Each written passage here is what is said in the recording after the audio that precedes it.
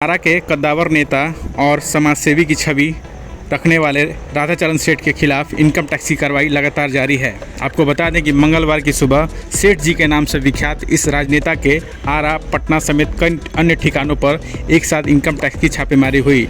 जब तक जो ताज़ा खबर मिली है उसके मुताबिक लगभग 12 घंटे बाद भी आरा के विभिन्न लोकेशंस पर इनकम टैक्स की रेड जारी है और रेड के दौरान हालांकि कोई सूचना नहीं मिल पाई है कि अब तक किन चीज़ों की बरामदगी हुई है, लेकिन सूत्रों के मुताबिक जो खबर मिली है उसके मुताबिक राधाचरण सेठ के अनाइट स्थित जो वहाँ उनका फार्म हाउस है वहाँ पर नोट गिनने वाली मशीन मंगाई गई है, जिससे यह माना जा रहा है कि वहाँ पे भारी संख्या में कैश की बरामदगी हुई है। हालांकि अभी तक इसकी लेकर कोई पुष्टि नहीं की गई है और इनकम टैक्स की तरफ से अभी भी कोई प्रेस रिलीज जारी नहीं किया गया है। आपको बता दें कि रेड का मुख्य कारण है वो टैक्स की यानी कि कर की चोरी बताई जा रही है। और आरा की अगर हम बात करें तो आरा में राधाचरण सेठ के कई इलाकों में उनके मकान और प्रतिष्ठान हैं। ऐसे में उनके बाबू बाजार स्थित मकान के अलावा होटल रिगल, होटल मिसचिफ के अलावा अन्य जो वहाँ पे उनके ये प्रतिष्ठान है वहाँ भी इनकम टैक्स की रेड जारी है। और सूत्रों से जानकारी मिली है उसके मुताबिक अभी ये जो कार्रवाई है वो काफ़ी लंबी चलेगी और इस कड़ी में जो ये कार्रवाई है वो इनकम टैक्स की इन्वेस्टिगेशन की टीम बिहार और झारखंड दोनों संयुक्त रूप से कर रही है। आपको बता दें कि जदयू के एमएलसी राधाचरण सेठ दूसरी बार इस बार एमएलसी बने हैं और उनके नेटवर्क से जो लोग जुड़े हुए हैं, जो उनके साथ बिजनेस करते हैं, उनके भी नाम सामने आ रहे हैं। इनमें जो सबसे बड़ा नाम है वो जीवन कुमार का नाम सामने आ रहा है। इसके अलावा ब्रॉडसन ग्रुप से जो अशोक गुप्ता हैं उनका भी नाम सामने आया है।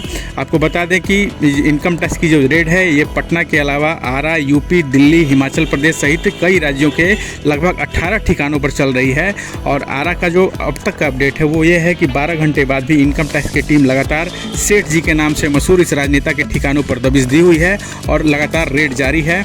और आपको बता दें कि सुबह से ही रेड जारी होने की सूचना मिलने के बाद से ही राधाचरण सेठ के जो शुभचिंतक हैं उनका उनके आवास पर आना जाना लगा रहा, लेकिन एसएसबी की टीम पूरी तरह से इलाके को कॉर्डन की हुई है, घेरी हुई है और किसी को भी आने जाने की मनाही है।